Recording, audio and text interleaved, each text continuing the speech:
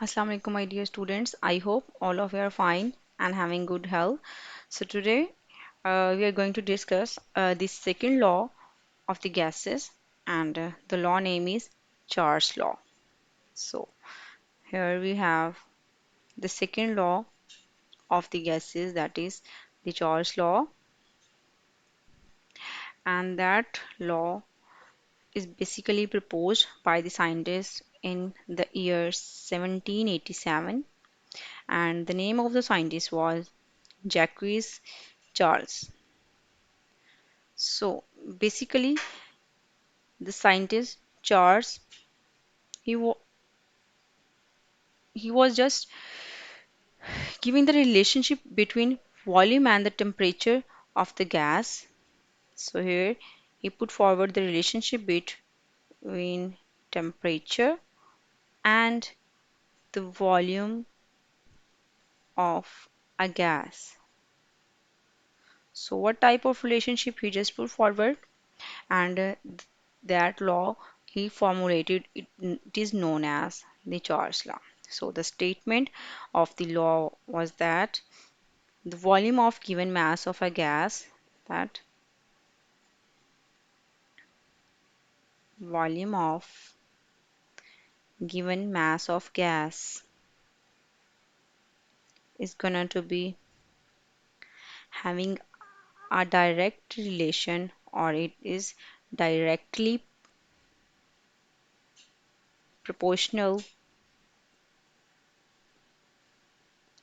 to the absolute temperature, to absolute temperature. And the third variable we need to keep constant, and that variable we have, it is pressure. So here the pressure is need to be kept constant. So this is the simple relationship between volume and the temperature. So direct relation means if we are going to increase the temperature, then the second variable is also going to be increased, that is volume. And when we are going to decrease the temperature, then the volume of the gas is also decreases. It means it is having a direct relation between the volume of the gas and the temperature. Let's have a look on its mathematical form. The mathematical form that was proposed by the scientists, it can be written like this, that volume is directly proportional to the temperature, and we need to keep the pressure constant. So at constant pressure, the volume is directly proportional to the temperature. Now by removing this proportionality constant, we can also write it like volume is equal to kT, and we will here write the Kc because the C is going to be denote the proportionality constant for the Charles law. So by rearranging this, we will get V over T is equal to Kc. It's mean the ratio of volume to temperature is constant, and here the Kc, it is the constant for the Charles law,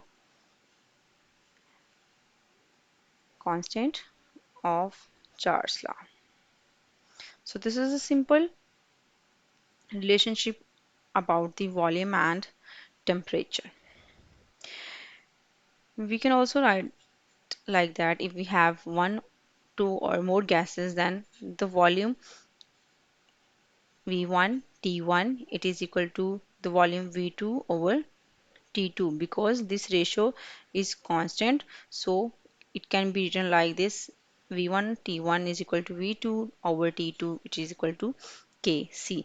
So here we have V1, it is the initial volume, and we have T1, it is the initial temperature. We have V2, it is equal to the final volume, and T2 we have the final temperature. In case you guys know, it is the proportionality constant for the Charles law. So according to this equation, V1 over T1 is equal to V2 over T2, we can write it that the ratio between volume and the absolute temperature of the given mass of a gas is constant, and the pressure is need to be constant. So this is a simple mathematical form for the Charles law. Next we have its experimental verification. So to prove that law, the Charles just did an experiment about this. He just take out the two cylinders and filled with the gas. So in the picture number one, we can see that the cylinder is filled with the gas, and here the temperature T1 it is low and the volume is also small, that is V1 initial volume.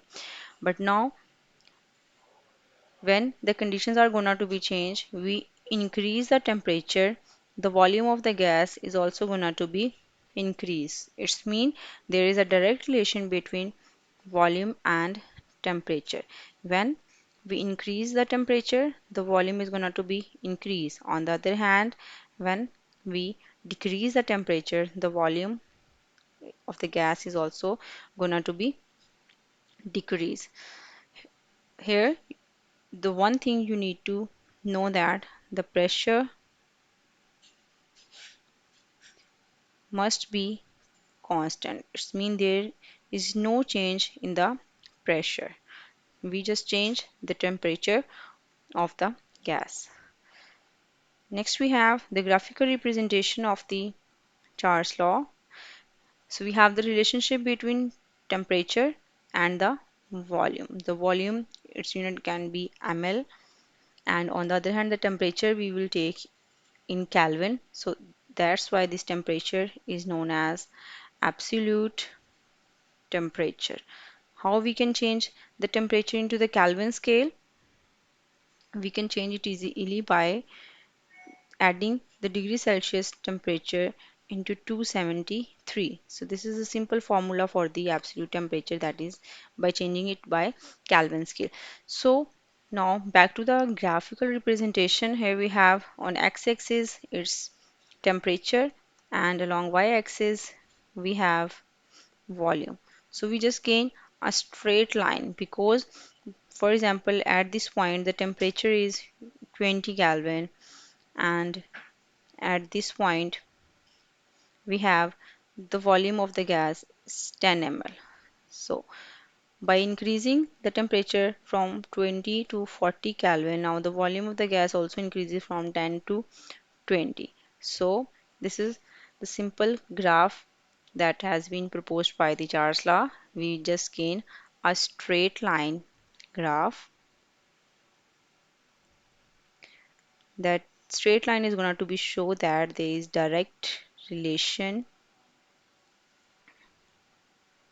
between volume and temperature. So this is all about our today's lecture. I hope you guys understand, and if you have any queries you may ask me about that in the comment section. And the next topic we have, it is the numericals related to the Charles law. So in the next we will discuss about this. For that time, have a good day and Allah Hafiz.